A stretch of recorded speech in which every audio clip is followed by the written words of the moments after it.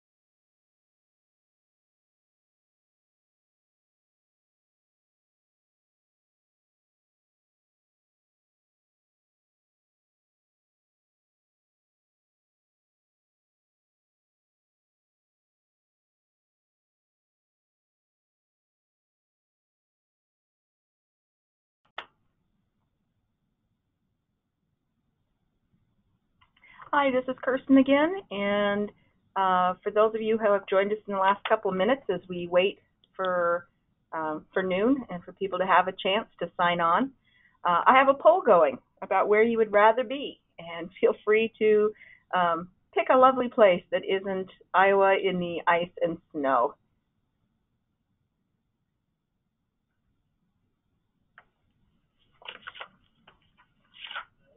I have my preference, but I don't think I get to vote in these.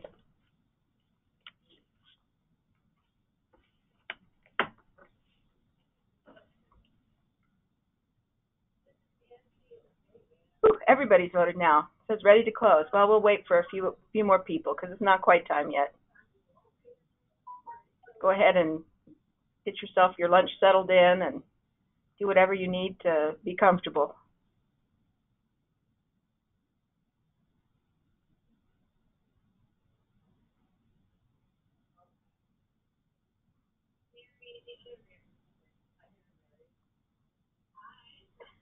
welcome. I see a couple more people. This is Kirsten, and I have a poll up. Please vote. Let's find out where everyone else would rather be. Actually, I could probably put that, whether it's Iowa or not, I could probably put that up there any time of the year, and you might be, where would I rather be on a Friday instead of work?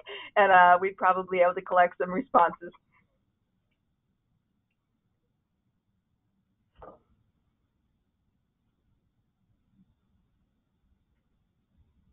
Yeah, see now, if you ask people for evaluations, they don't necessarily want to play along, but when you ask them where they'd rather be on a Friday, I get 100% participation.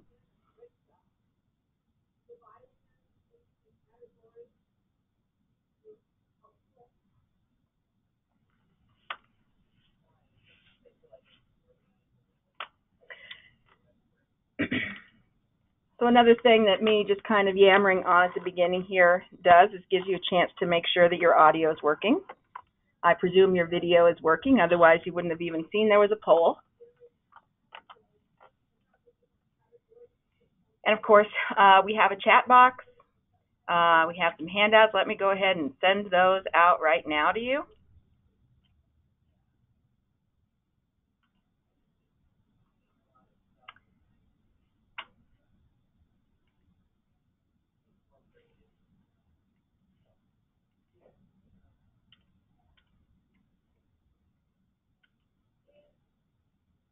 I hate to close my poll quite yet. Okay, I have 1201.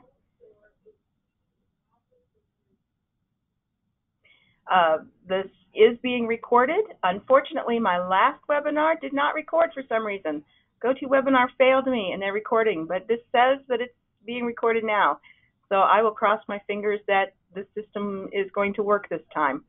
So I will record it and I will put it on our YouTube channel.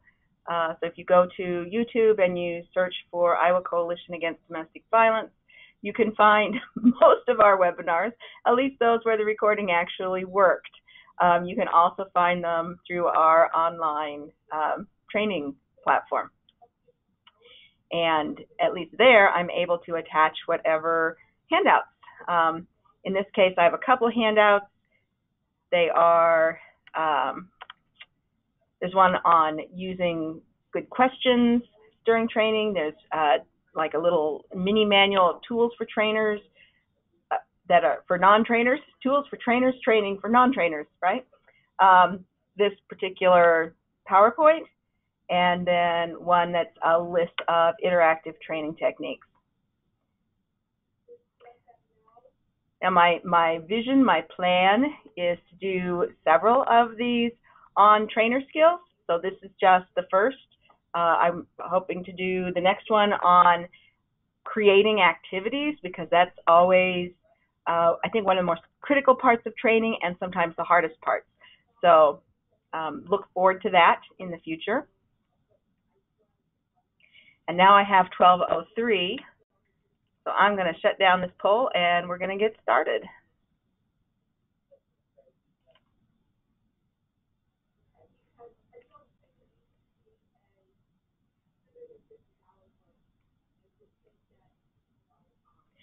So I have most of you wanting to be on a tropical island. That's probably the warmest of the options there. I have one partier who wants to be out exploring nightlife. I have 25% in cabin and 25% on a Mediterranean cruise. My first pick would be the cabin, and my second pick would be the Mediterranean cruise. I would expect a lot of really good food on that cruise. Mediterranean food is some of my absolute favorite, whether it's Arab or Greek or you name it. Anything from that region is always yummy. So there we go. We are all going to settle in and just relax, and you can have your lunch and imagine you're in a nicer place while I talk.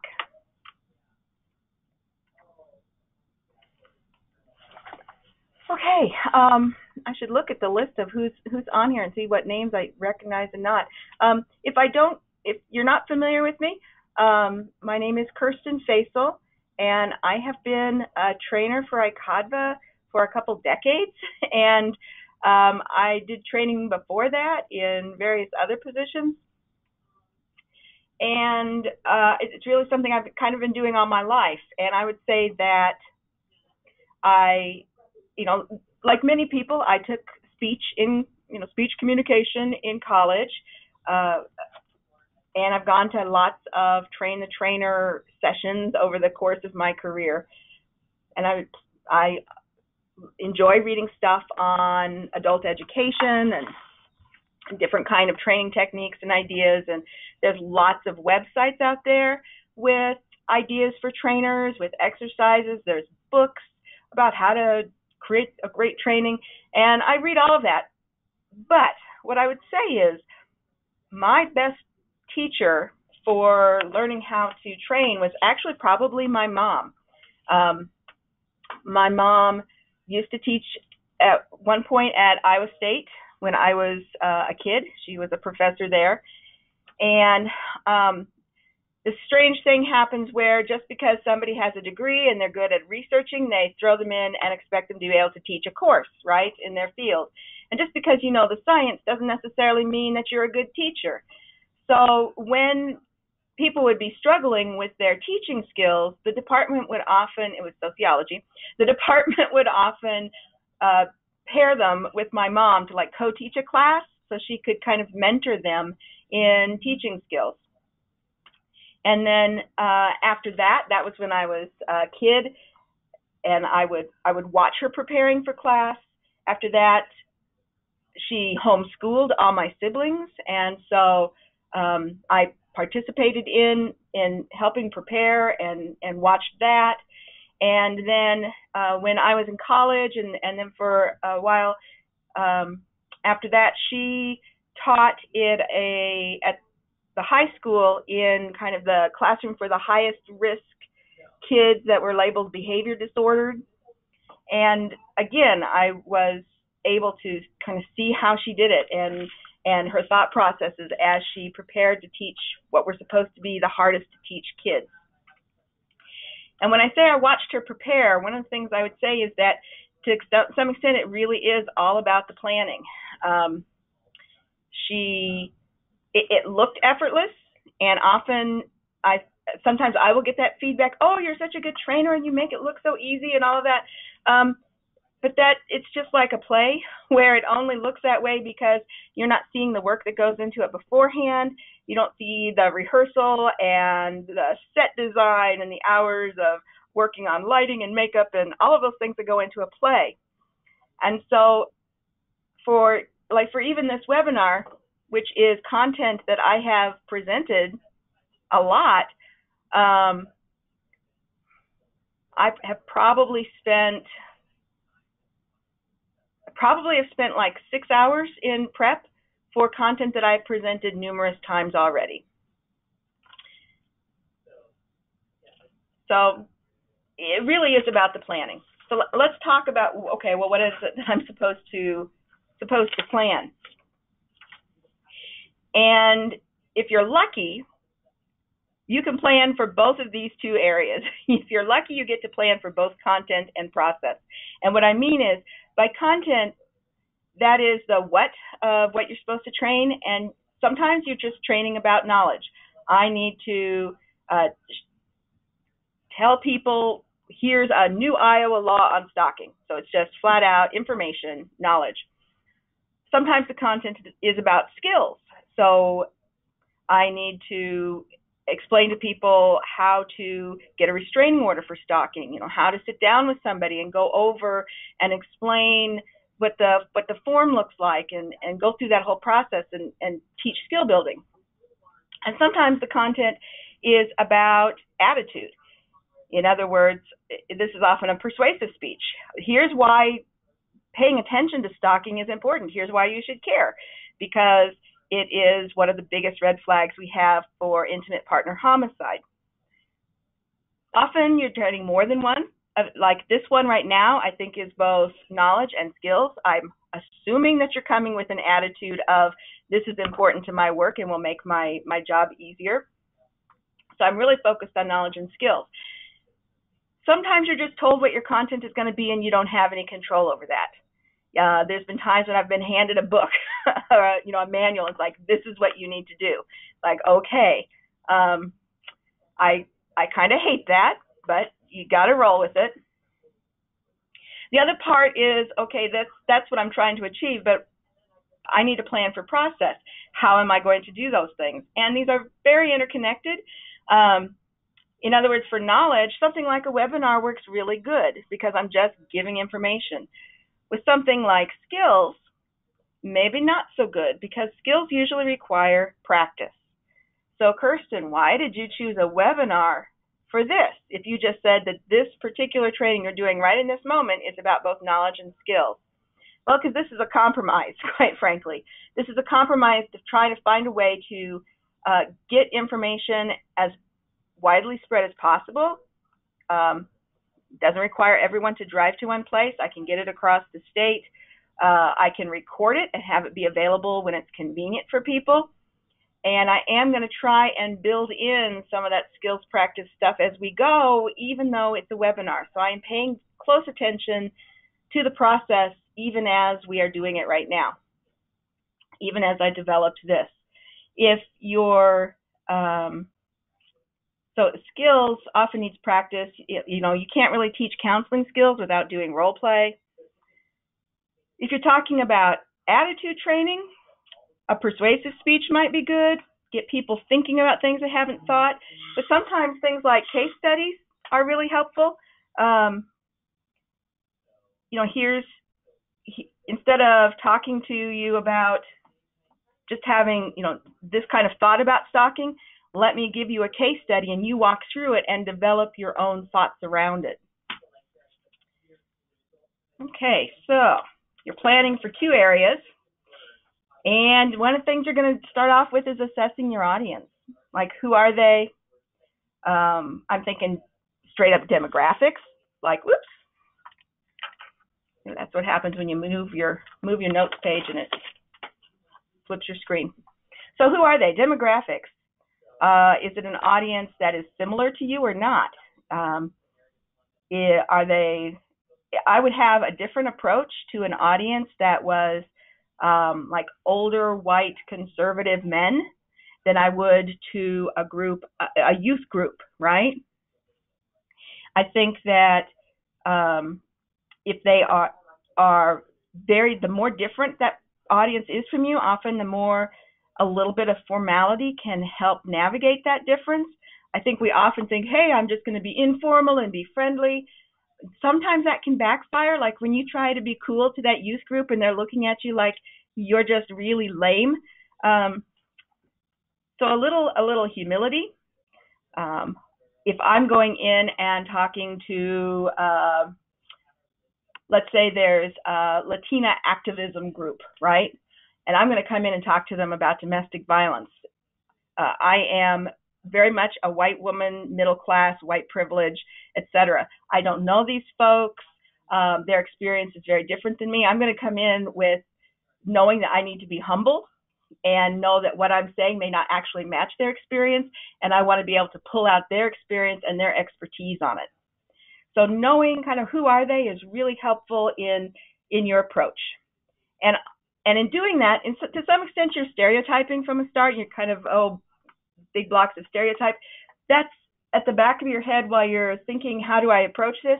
When you're actually there, you want to get rid of those stereotypes and deal with them as they are. So, when I said, this group of conservative, old, white men who maybe might write us a check.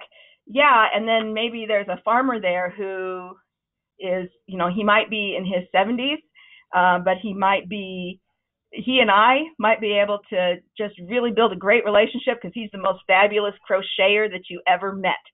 So, yeah, you rely on stereotypes when you're thinking about who are they, but when you're actually there in the moment, you get rid of those and you're open to them being all kinds of people.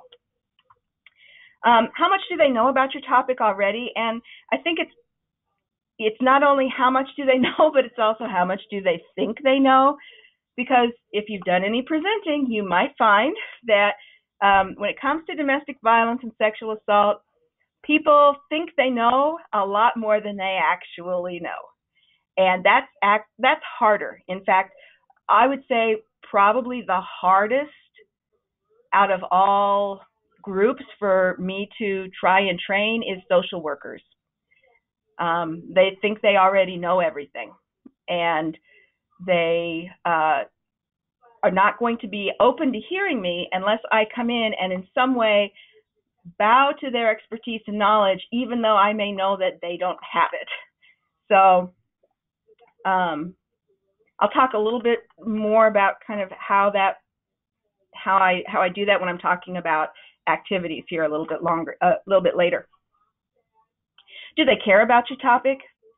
Why should they care? You often have to grab attention particularly if it's people that have been voluntold that they have to be there and they don't want to be there. Do they agree with your position or your suggestion? Do they not? If you're talking to a captive audience, they don't want to be there. I think you have to be careful, and I think you have to be careful if you're asked to come in and solve what is really a personnel mess. You're not going to be able to do that with training. So if your spidey sense is tingling that there's something else going on, and I'm going to come in and in a 45-minute presentation, I'm going to solve the racism that's going on in this organization, that may be something that you say, you know what, I don't think I'm the best person to do this presentation. I'm not going to do that for you. I have sometimes done those, and with not a whole lot of impact. So do they care what you have to say? Do they consider you credible and worth listening to? And then what do they want from you? What I would say is give them something that they didn't have before they heard you. So let's break this down, and here's your chance I said, relax and eat, but now you got to use your fingers on your keyboards. So if your audience is your local police department, and they have they're staffing every Tuesday morning, and they want you to come in and speak to them for 15 minutes. What's a couple things that you can think of? And here's where I am actually expecting audience participation. Here's the skill building of having you have some part in the actual training instead of just listening. Your local police department, who are they? How much do they know? What do they want? Any of those that you want to answer to, just a sentence. Who are these people?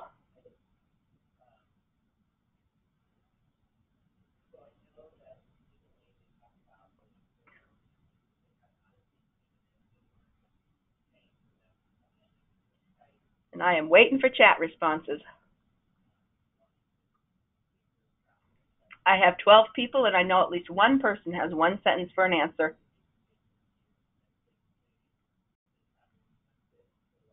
What are they like?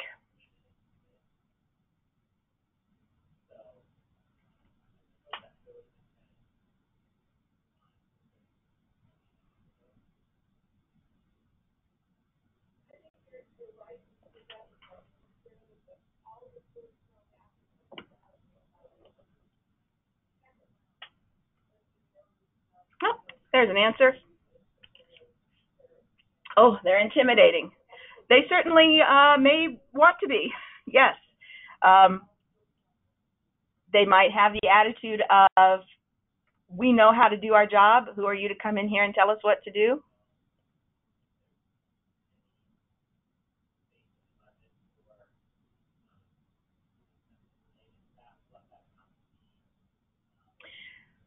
When I think of law enforcement, I think of, and again, this is broadly stereotyping, that they tend to be people who are very cut and dry thinkers. And all they want to know is just tell me what I'm supposed to do my job. They don't want to know about all of the fluffy social worky feelings stuff. So tell me how to do my job, tell me what I'm supposed to do, and keep the social change and the feminism and the words like empowerment, keep that out of the picture. I don't care. And so with that kind of assessment, that's actually, I would be very careful of those things. I would leave my jargon at home. Like, what do I have to say that directly impacts them? I'm not going to try and have them be warm and fuzzy towards, caring about what happens to survivors. What's going to impact them? Ellen Pence, who I hope is somewhat of a familiar name. If not, she is one of the co-authors of The Power and Control Wheel. So she's very, very much a grandmother of our movement, and one of my movement goddesses in my head. One of the things she said is you can train and train and train people to try and change their attitudes, but they're not going to change what they do until you actually change what they do. So you could spend 20 hours trying to make law enforcement be more victim-friendly attitude-wise, but they wouldn't actually change what they do until you change what checkbox or what question is on the report that they have to fill out. That if you changed people's practice, their attitudes and belief followed. And a lot of times what we get stuck in is trying to affect people's attitudes and beliefs, hoping that will change their practice. Well, something to think about with that group in particular. Thank you for playing along. There'll be a couple more playing alongs in the future here as we go.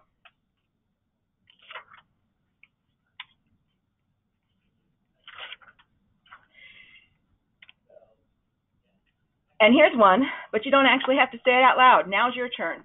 Think about the next presentation that you are due to give, and if there isn't one, then I'm going to assign you one. I'm going to say it is a college intro, your local community college social work class wants you to come in and talk about family violence in one of their classes. Like, they want to give the students an opportunity to know what kinds of careers and what the work would look like. So they want you to come in and you've got 45 minutes. So that's if you don't have one, or you can use it even if you do. But just think for a minute, write it down if you can. Who are those folks? What would they be like as an audience?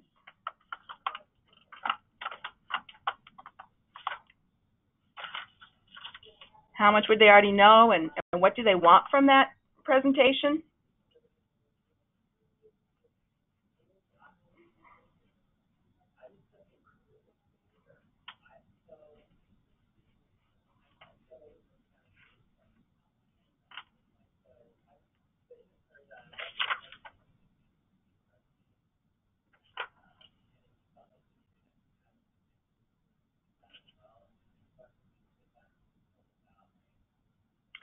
And is this presentation about knowledge, skills, or attitude?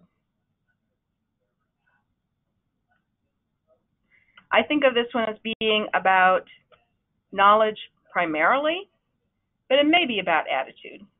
Like, you're thinking, hey, if these people are going to go out into the world into some kind of social worky field, they may not end up in the domestic violence field, but my clients are going to be interacting with them when they go into substance abuse or mental health care or whatever. So I want them to have a certain attitude towards survivors. It's probably not about skill building.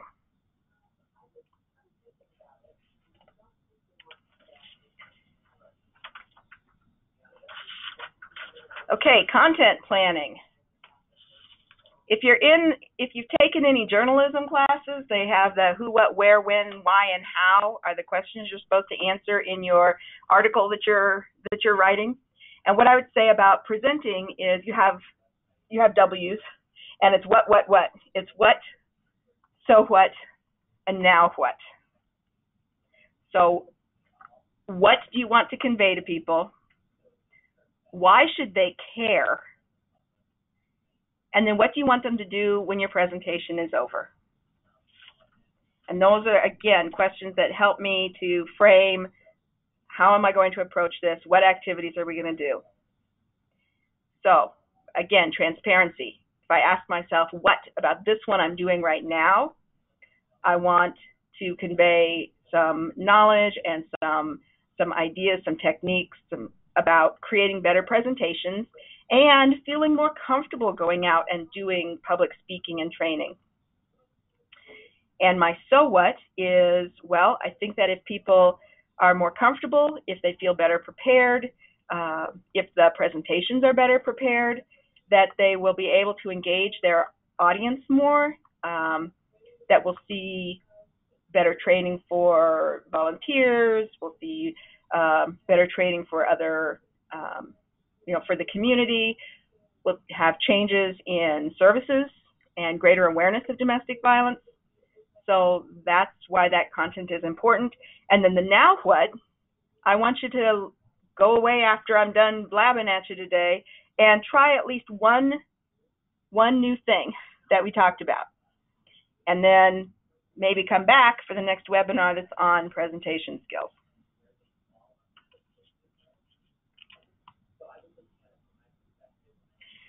Again, now it's your turn. What, so what, and now what? If you have one coming up, you can do a little thought exercise. What are you going to try and convey? Why should they care? What do you want to do when you're done? What do you want them to do when you're done? If you don't have one coming up, let's try speaking about your program and your services at a League of Women Voters luncheon.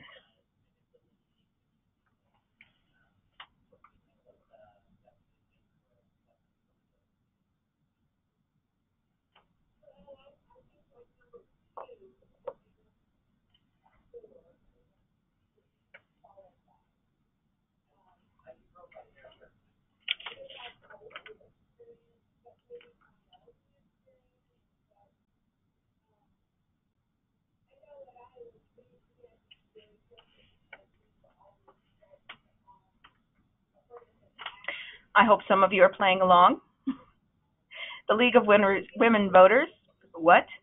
You're like, I don't even know who they are, so your first thing would be to go figure out who they are, Google them. But it's a group that's goal is civic engagement, and they often have policy stances, though they are nonpartisan. In terms of parties, they do have policy stances that very often align with the domestic violence and sexual assault field. So what do I want from them? Maybe I want them to support some policy issue. Maybe I want them to support us financially. That's something they have available. So they want us to talk about services, but what I also want to convey is there's this bill down here that I want them to, down here at the legislature, that I want them to get on board with. So what? Why should they care? Well, as I said, they are about civic engagement, and you certainly talk to lots of people who are voters. You have a stake, a personal and a programmatic stake in legislation. So you often have goals that are aligned with them. And now what? You want them to include domestic violence in their policy platform. You want them to make a donation. You want them to engage their membership in going to the Capitol on Lobby Day. Who knows what might be possible with that group.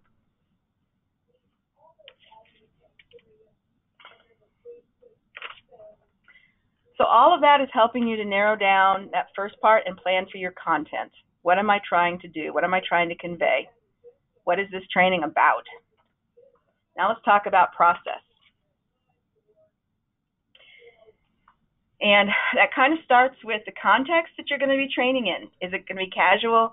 Is it going to be at a luncheon? Is it going to be an evening thing? Is it going to be a conference?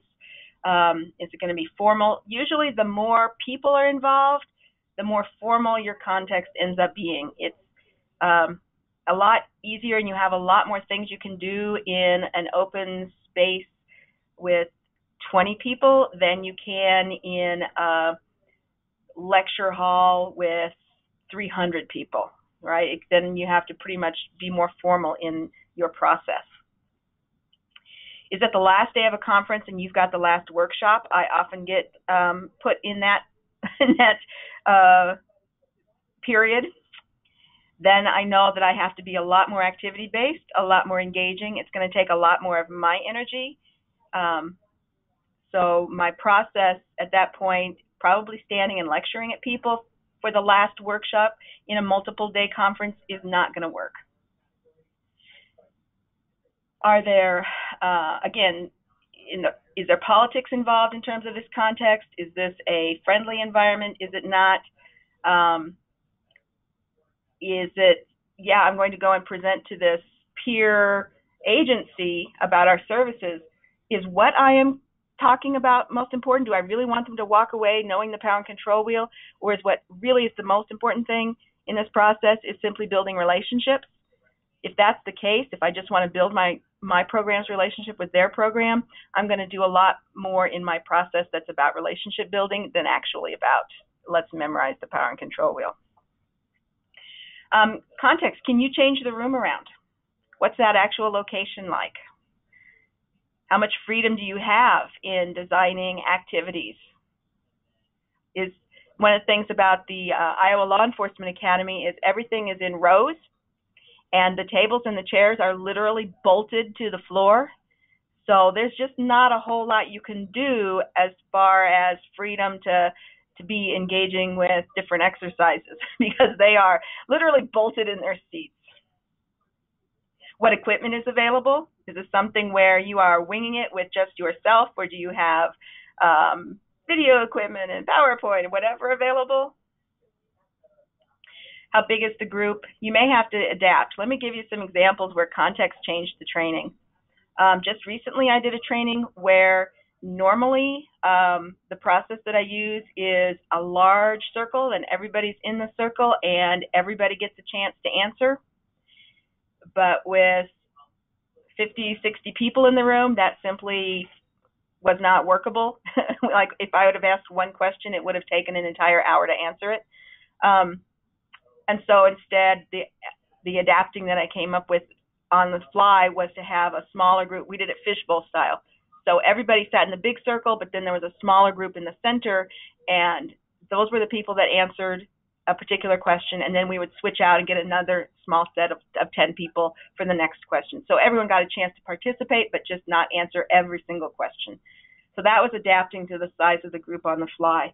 Another adapting that I can think of as far as process was I had a lot of people in a very small space, and I had originally had, again, lots of activities. We're all going to do an art thing now, and that would require tables and chairs and art supplies spread all over multiple tables. We simply didn't have room for that. And so instead of having everybody doing the same thing at a time, I took all of my activities, I split them up, and I just created groups. So at one point in time, group A is going to be doing the art thing, and I only have to have one art table instead of 5 art tables. Then I could get rid of the other art tables, and that would make room for group B that could be doing the the group sharing, and group C over here could be doing the case studies. And then everybody would have 20 minutes, and then we would switch to a different area until everybody had cycled through all of those stations. So by creating stations, I was able to control the space, and that's how I adapted the process. Got rid of all those cluttery tables.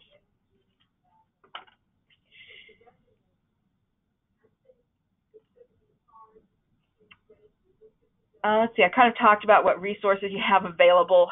Learning styles we're going to talk about next. And what I want to say is don't think too deep and sweat the whole idea. People tend to belabor are you a visual learner? Are you an auditory learner? The fact is that all of us might have some preference, but we all learn in multiple ways, and the best learning is done when it uses more than one form. So instead of belaboring this point, I always just ask myself, hear, see, do. What do I want my participants to hear? What do I want them to see, and what do I want them to do? Now, I know for myself, my preference is visual. I'm very much a visual thinker and visual learner. And then probably my next best is doing. So for me, I really have to, the see comes easily. It's the doing part that I have to focus on the most. People learn best when more than one modality is used. That's really all you got to think about. So what's your audience going to hear? What are they going to see? What are they going to do? Studies over learning shows that you remember, 3 days later after a presentation, you remember about 10% of what you read, about 20% of what you hear, and about 30% of what you see. But if you combine more than one of those, you can remember half of it. And what's even better, if you teach something, you can retain 70% of it, right? If you say things while you're doing them, that's great. So what I would say is, when you're planning, what are they going to hear? What are they going to see? What are they going to do? And there's no better way for you to learn material than to have to teach it. And all the planning, when you're like, oh, I don't know what I'm going to say, all the planning that goes into you hearing, seeing, and doing to plan it actually teaches you better. And the first time that you teach it, that's when it actually gets ingrained in your head. So let's say that you were given a topic, you didn't have a whole lot of control of that. I send out PowerPoints all the time to people. And you're welcome to say, hey, Kirsten, do you have a PowerPoint, or do you have materials on such and such a topic? I will send it to you. But what I will tell you is rewrite the PowerPoint. Start from scratch. You can look at what somebody else has done. You can pull a slide over. You can copy from a slide, great. But that process of recreating it is your hear, see, do to learning the material. Say it out loud. This is why I think that it's really important to engage people with activities. Again, I'm going to come up to activities. Another part of process I think people forget about is using the space. That starts with the room setup. How are those tables and chairs? If it is tables and chairs, how is that going to be used? And your physical body, like you are a visual aid, and we often forget that. So where are you going to stand? Are you going to move around the room? It's a very different feeling in the room if you're standing in the back behind people or if you're standing in the front. And people are looking at you, so you can actually control what people look like by where you are and what your movements are. If you point at something, people will look at it. If you turn and look at something, people will turn and look at that too. So if you want people to quit looking at you and to look at the PowerPoint, point at it and look at it. And people's eyes will follow where you're. This is what magicians do. People's eyes will follow what you look at. Where you stand focuses attention. If you want to control side talk, having it so that you kind of just start wandering around the room as you're talking and you go and stand near the people who are side talking, that will kind of bring people into alignment. They'll quiet down. You can stand on one side of kind of your presentation space, whether that's actually a stage or it's just a blank, empty area. You can stand on one side to talk about the past, move to the middle to talk about kind of the now, and move to the far end to talk about the future, like you're using your location in that space to make bullet points. So you can think about, how am I going to use my body and my space in this room to actually tell the story? That's part of the process. I said that starts with room setup, something people don't think enough about. One of the best anecdotes, I wish I had thought of this. I have actually done it since, but I didn't think of it. It was a better education facilitator that told me about it. She was teaching other people how to facilitate intervention classes. And so what she did was, when people came into the training, there were no tables and chairs. It was just an empty room. And so people would come in and they'd be like, am not in the right place. This is weird. And they would just end up kind of lined up around the walls uncomfortably, not knowing what to do. And that right there, using that space, was the first lesson of this is what it's like for the people that you're going to be working with to come into one of these batterer education classes, right? They come in, they're not sure if they belong there, they don't know what the expectations are, they're not sure what to do, they're uncomfortable, and so she introduced that into her facilitator trainees just right from the start. I thought that was great.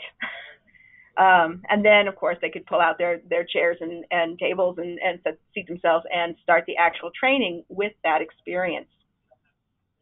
It's a great example of catching people's awareness, of engaging them from the start, of role-playing, if you will, of doing rather than saying. She could have told them, your people will be very uncomfortable and not know what to do and what's expected of them when they come into their first batterers group. That would not have been anywhere near as effective as actually using the space in that room. So I want you to look at these three setups. We've got our classroom style over here under A. So everybody's got their own little desk and their own little chair, and they're in nice little rows. And I'm going to ask you to do another poll.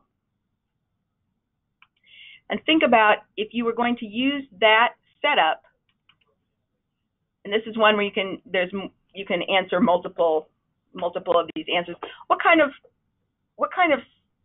training, what process would that be good for? When would you want, what situations would you want to use this for?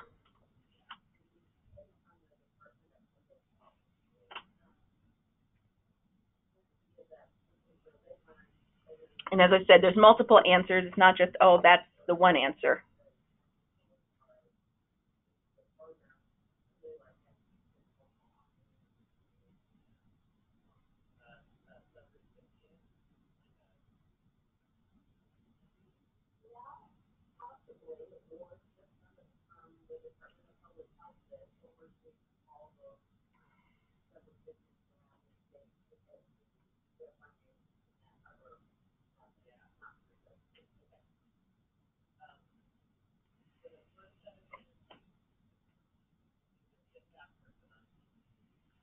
I have a third of you voting at this point. Can we get a couple more?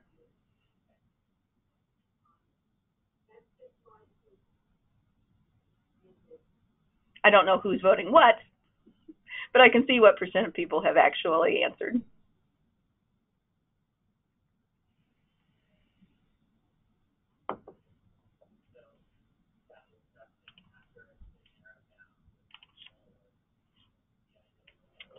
Okay.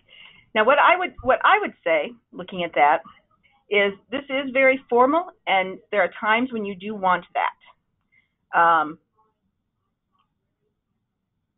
If you have a group that might be a little unruly, who might have been voluntold, who might be disruptive, and you don't necessarily want them talking to each other while you're trying to talk, this might be one way to set the stage for that. It recreates when they were in school. It probably provides great visibility for you and for whatever you have up in front of them on the screen. It's going to be hard to do small group activities in this kind of situation unless you ask them to turn their desks toward each other or move to another area. It's going to make it difficult to have those conversations. Let's try another.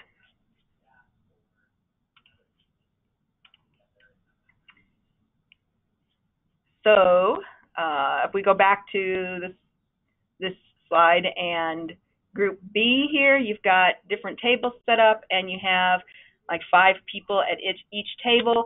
They're kind of focused towards the top of the screen. So presumably that would be your presenting space. And so my question is pretty much the same. In this scenario, what would be some of the advantages of that kind of an arrangement?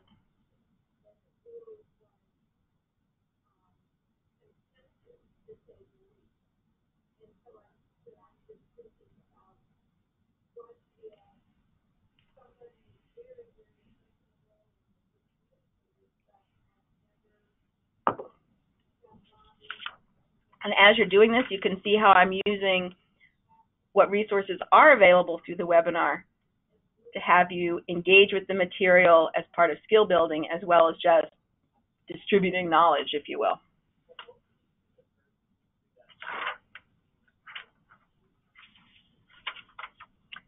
And I'm looking at our time and thinking, oh, I should have planned for much longer.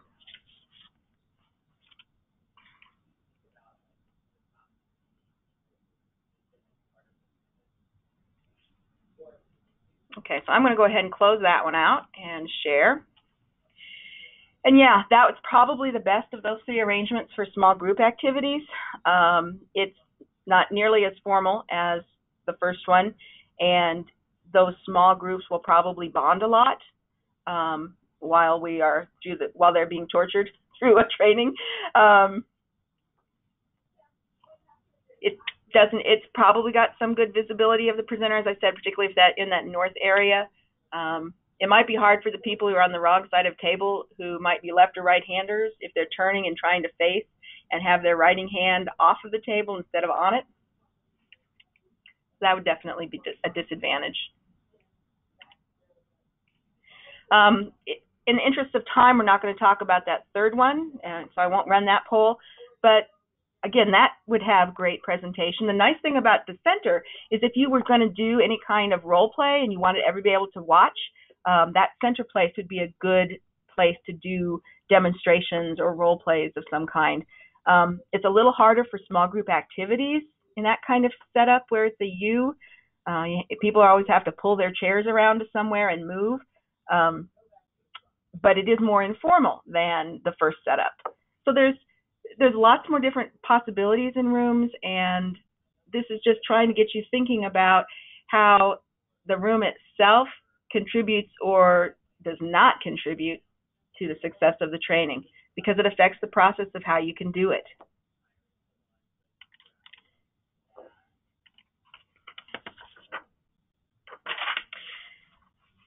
Okay, briefly, this is a performance and you need to think about costuming. Your costume, in other words, what you wear, can set the tone. People usually say just step one up. So if it's an informal, don't show up in a formal suit.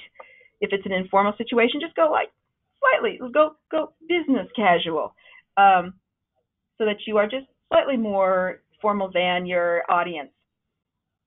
But I also want you to be thinking in terms of, like, every single day what you wear is a costume. You are trying to convey something about yourself to the world, whether it's conscious or not. So I just want you to make that a little bit more conscious, and sometimes you can use it. Their impression of you is formed when you take the stage, if you will, when you go into that presentation spot. And so part of that is your costuming. I have what I call going to court pearls. When I go to court and when I'm testifying, I think of that as a presentation. It's either to an audience of 12, the jury, or it's to an audience of 1, the judge. I am presenting, I am training when I am testifying. And I wear pearls because that is like, see, I have this like conservative,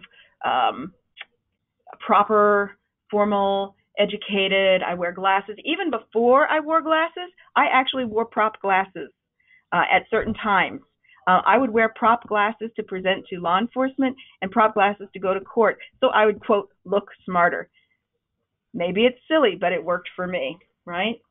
There was one time where I was asked to come and present about lethality assessment, the dangers of domestic violence and the lethality of domestic violence, and it sounded like a very doom and gloom presentation that I wouldn't necessarily want to see.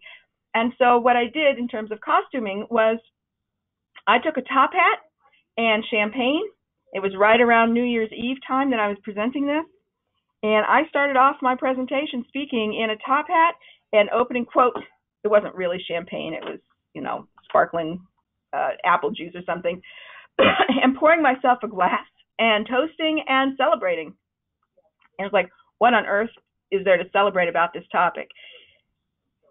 What I was celebrating, so from the start, catching their attention with this costuming, was we know so much more now than we did 30 years ago about the risk factors. we have actually reduced the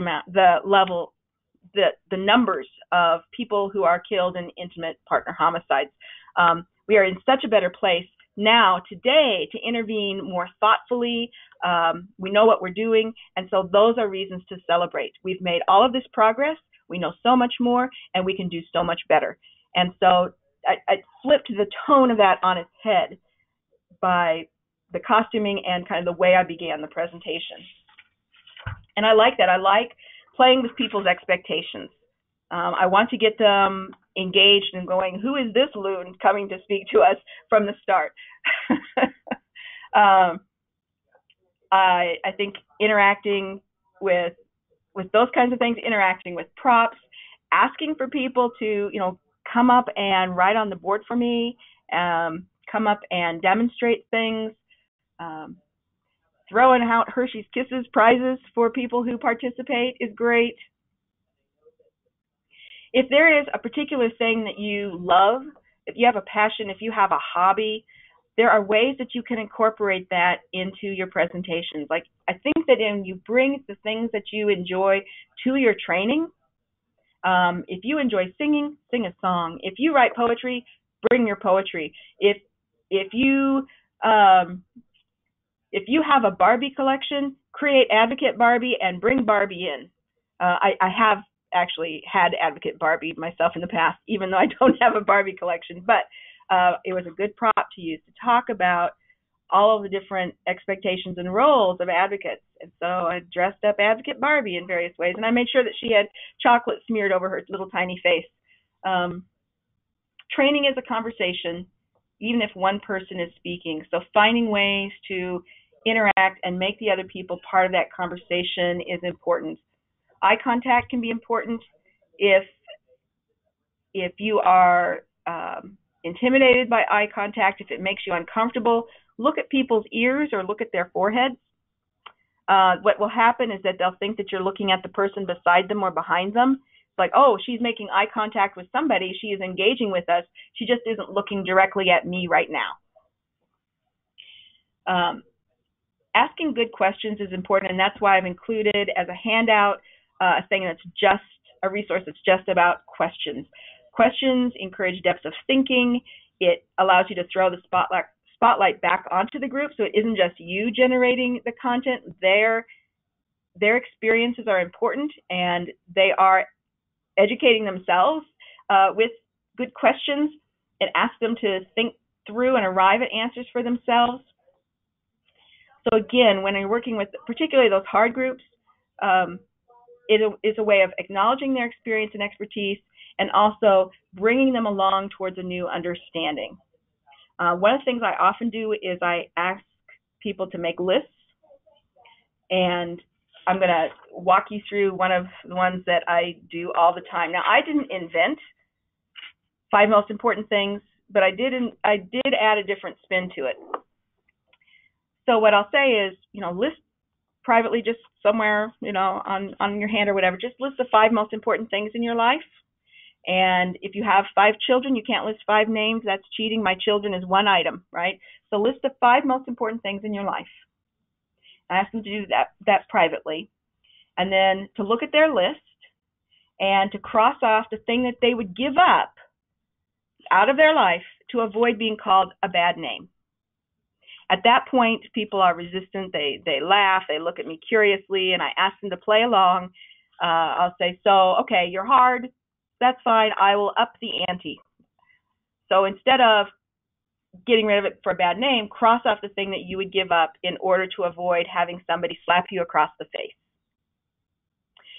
Then cross off the thing that you would give up in order to avoid having somebody knock you to the ground and kick you in the gut. Cross off the thing, and I escalate the level of violence until, of course, you arrive at homicide. Cross off the thing that you would give up in order to avoid being killed. Always, people still have things on their list. I've been doing this for decades. I don't think I've ever had somebody completely cross off every single thing on their list. So at that point, I ask them to share the things they're willing to share. So if there's something still on your list, that thing is more important to you than your life. That something is worth dying for. And the kinds of things that people still have on their list are this, my kids, my partner, my health, my freedom. And so I asked for those, and I put them up on the board in a list. And so then the follow-up with that is when you're being battered, you have a list, right? And you're looking at your list and you're saying, what can I keep? What is most important to me? And you're trying to decide, if I leave this situation, do I get to keep my kids? If I stay in this situation, do I get to keep my kids? And so then this next part, I think, is where some of the real learning comes out, which is I write stay and leave up on the board next to this list. And I ask them, so if I stay, do I get to keep my kids? And of course, the answer is it depends. It depends on if I have a home to go to. It depends on if Child Protective Services is involved. It depends on, if I'm stalked, if I lose custody in the court system. It depends if I stay. It depends if I leave. Then we'll go to the next one. In this case, it's my partner. Well, if I leave, certainly I'm leaving my partner. Well, not really, because that is actually when often the stalking, that partner may be with me forever. I might get a divorce and I still have to deal with them if we have children in common. So we'll go through all of these, and for every single case, it depends. And they are providing examples of where if I stay, I might be more likely to keep my health. Maybe then I can keep my health insurance. Maybe if I stay, I'm not murdered. Or if I leave, okay, I'm less likely, I'm more likely to keep my health because I am not murdered. Or the stress goes down, and so I'm better able to control my diabetes. They are providing those examples. And in doing so, they will come to what I'm trying to persuade them, which is that for each individual person, their risks are individual. They vary across time, and you cannot say whether it's safer for someone to, quote, stay or to leave. And in fact, I don't even use those terms. I talk about living with versus not living with that person causing harm. And I'll cross stay and leave off, and I'll write that in. Because whether you are living with or not living with has nothing to do about your risk levels, whether the abuse stops. And so by talking through the wisdom that they bring, and asking those questions of them, they come to that conclusion themselves. This is one of my centerpiece activities that I do, and it has proved to be one of the most successful. Like when we do this, and then I say, so even if it makes your gut uncomfortable, you have to be more willing to help somebody continue to live with that partner. If that is what they want, and if that is what is safe for them, you have to be just as willing to do that as to help them not live with that abusive partner.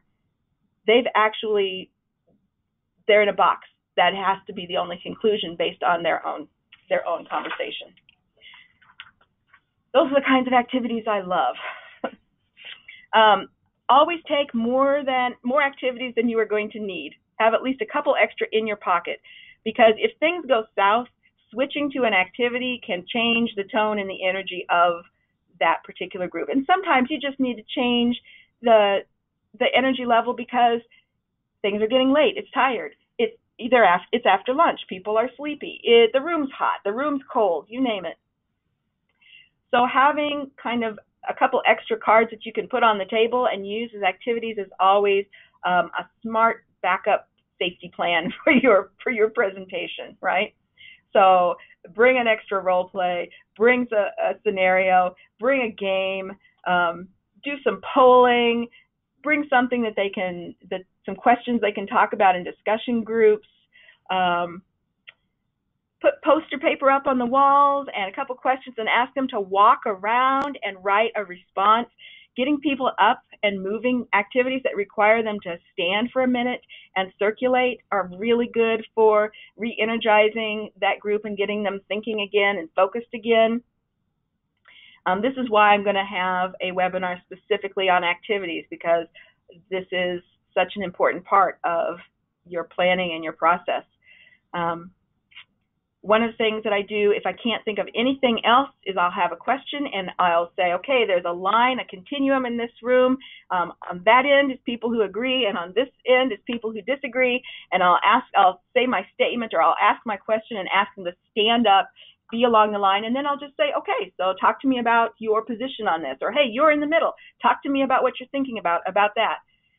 Again, it throws the speaking part back to them. It gets them up and moving. They're participating. They're having to think about and engage with whatever our topic is. And it's really easy, and it's one you can always have in your back pocket. Just another example of a way that I was able to use activities on a harder group, talking about Child Protective Services workers. Child Protective Services workers, in my experience, their solution is for the survivor to leave, to get a restraining order, and that's kind of their focus. That's the thing that's going to stop the abuse and keep kids safe. We all know that that is not necessarily the case. And so at one of the situations where I was giving a training to Child Protective Services workers, I split them into groups and had them do case planning for scenarios. And every single scenario I gave them was a scenario in which that survivor had already separated and already had a restraining order. And yet there were still abusive things happening. And without those two tools, if you will, it became really apparent to them, without me saying it, it became very apparent to them that they didn't have any tools, they didn't know what else to do, and that the person was already doing everything they would ask, and that worker was as trapped as that survivor in terms of coming up with solutions. So I manipulated them that way, and I didn't even have to say, you're asking people to do things that aren't going to work, that are unsafe, and your solutions are not solutions. They came to that themselves. Moving right along, I really have to move right along, and I appreciate people who are willing to hang in there. Telling stories is great, particularly if the job of this particular presentation you're doing is changing attitudes. Facts don't change people's attitudes. Personal storytelling and engagement experiences is what changes attitudes. So make it personal. If you're telling a story, keep it brief and have a point. Make sure it's something that you've processed and you don't care if it's public. Like, I'm not going to tell a story that I would mind having somebody videotape and put out on the internet because that is perfectly possible these days. So make sure it's something you've processed. You don't care if it's public knowledge. There's a reason why you're telling it. There's something, there's a point that you're trying to convey. Make sure that if there are other people involved in the story, that you respect other people's privacy. I'm talking about more than just confidentiality. Like, I tell lots of stories about my family, and so sometimes I won't name people, or I will shift things just a little, or I won't tell the stories that I know like would actually make my sister mad at me if I told, right? I have developed a stock collection of stories that I know are useful to convey certain points. I have my sister's stalker story, and my sister's stalker story is great for conveying that it isn't about what that survivor's choices are. The choice is always about what that person causing harm is willing to do, and that you can be the perfect victim, right? You can know everything, you can be educated, you can do all the right things, and it still doesn't matter because the choice lies with that person causing harm. So I have my sister stalking story. I have a graham cracker story, which is about me as a presenter. I have a pig in the back seat, literal pig in the back seat story about advocacy. I have all kinds of things that I've developed. They're my stock collection. And if you want to, you can even write them down on cards, and I have them visually in my head on cards that I can pull out and use for different purposes. I would also say that you can steal other people's stories. It's still the truth, but I have heard other people tell really good stories, and I have used their stories too. So it doesn't necessarily have to be something that's happened to you, so long as you're respecting privacy, etc. If you use humor, that's great in a story, but make the humor about yourself as opposed to somebody else. And of course, you can punch up at authority, but don't punch down at people who are disenfranchised, marginalized, etc. So humor, I use humor a lot. Humor is one of my coping skills, but I have to be very careful with my humor. Oh, and one other thing about humor, there's a lot more leeway for men to use humor than for women to use humor. Alongside of that, I also have an incredible potty mouth, and there's a lot more leeway for men to swear than for women to swear. So I have been in a situation where I was co-presenting with men, and they were making jokes, they were swearing, etc. And the feedback that would come back would all be about me and me not taking it seriously or me using a potty word. Even when I can think of one time where I didn't actually say the thing. I just said, yeah, that thing he just said, we sometimes say that too. But it was on my feedback as being bad. So just a little caveat there that gender matters when you're presenting, that you will be judged more harshly if you are female for using humor and for your language choices.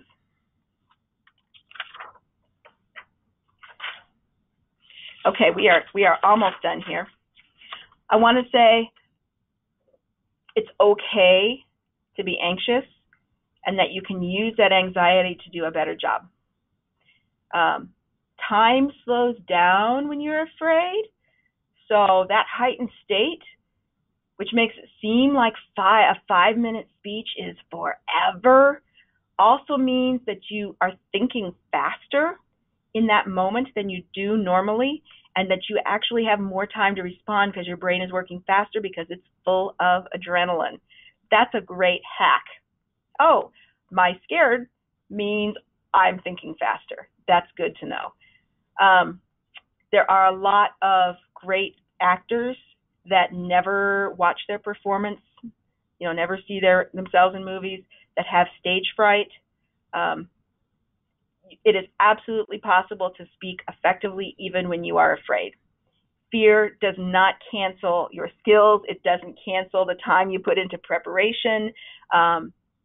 Your body experiences some kind of an arousal state, and your brain tells it what that means. So your brain is telling your body what it feels, not the other way around. So your body, this is actually one of the things that happens with Stockholm Syndrome.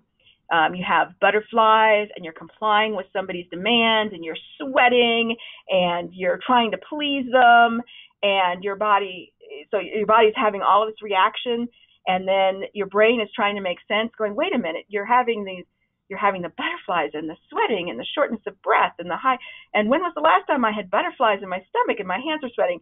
Oh, this must be love. So one of the things that helps create Stockholm Syndrome is your brain trying to understand what your body is experiencing. Your brain tells your body what it feels. So those uncomfortable, oh, my stomach, whatever, your brain can tell yourself, oh, that is excitement. That is enthusiasm. That is not fear. So you can hack your anxiety. Even if you're anxious, even if you're scared, you can do a terrific job. It will be okay. And I will tell you that no matter what you do to fail, you will not fail harder than other people have failed. Your audience is hoping that you will do well. Your audience is glad that it's you up there and not them. They are actually rooting for you. And if you fail and you just take a big old bow and own your failure, that's going to bring them along, and they're going to love you all the more. You probably haven't failed worse than I have failed. I have taken a live wireless mic into the bathroom with me during break, and you better believe everybody back in the other room heard everything in the bathroom that happened. So, and that's not the worst actual thing that's happened to me in presenting. And I survived. Breathing will help with this. Take a deep breath and let it out before you begin. Support your breathing while you're presenting. If you need to stop while they're taking split them into groups, give them a question to talk about, And just take a moment to breathe during your presentation. If you find yourself feeling anxious, deliberately slow your speaking down. They'll pay attention. It's interesting. One of the ways we think that we bring in people to pay attention is to get louder, but actually if you slow down and get softer, it will sometimes bring people closer in. Sometimes they'll even physically lean in, like, oh, what I'm saying right now is really important. And in doing that, I also slow my breathing. Take a moment beforehand to center yourself and be present in the space. I like to go into wherever I'm and like pace the room.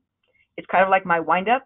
I go to the bathroom whether I need it or not right beforehand. I had been to the bathroom 15 minutes before I started this webinar, and you bet I was back in there right before I began. It may be the only place that you can have a moment of silence to yourself before you begin, so take it. It is all right.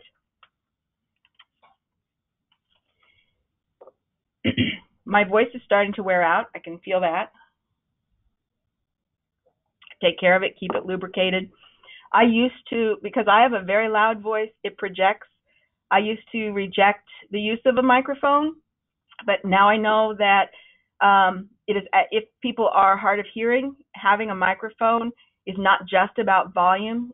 It's also about the various sound waves. And so even if I can project, I will use a microphone if it is available for that very reason. Warm up beforehand. I say weird things in the car. If you've ever been in choir and you know to say aluminum linoleum, or if you've ever been in any kind of theatrical performance, anything, mouth warm-ups are great. Things that will relax your jaw and your shoulders, stretching, humming, all kinds of things to get yourself warmed up. I like to sing in the car on my way to someplace just to get my voice warmed up. Use silence. Use dramatic pauses.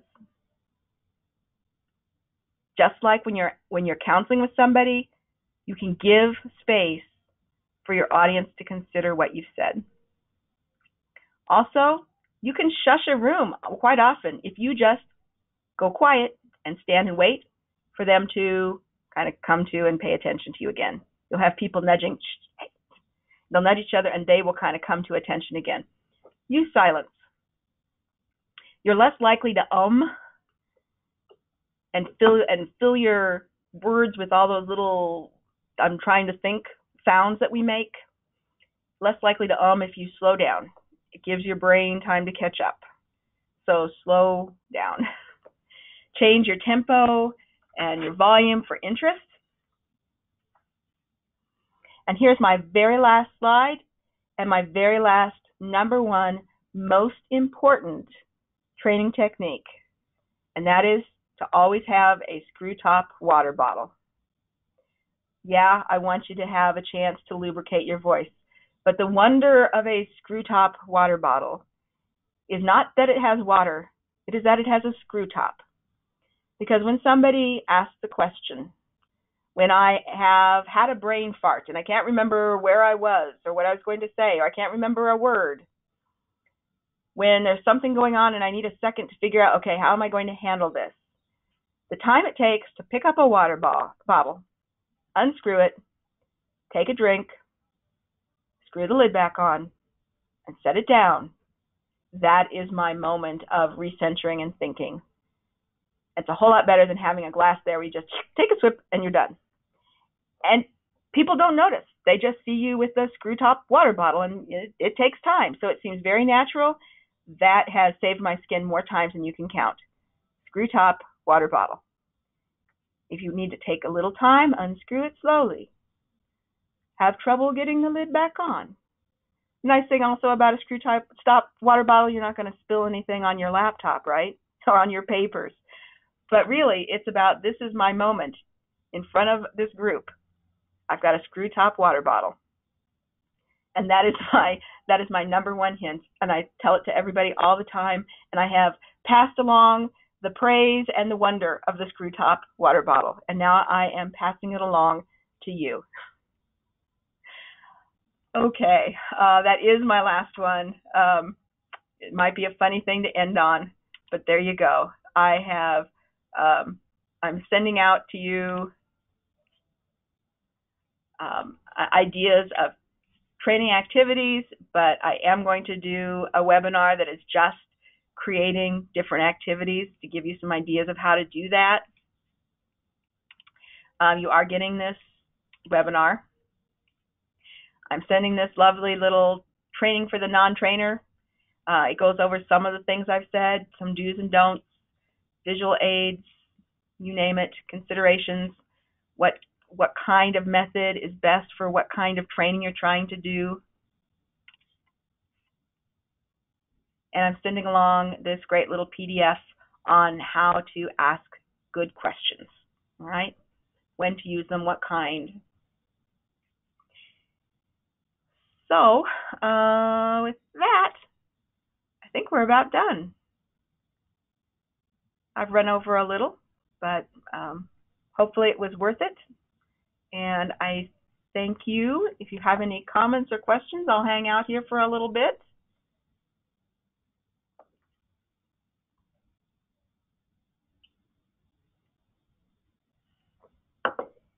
And maybe in the near future, I'll have an opportunity to see you present. That would be great. I actually really enjoy going and seeing others present on the same topics that I do, because I always get ideas.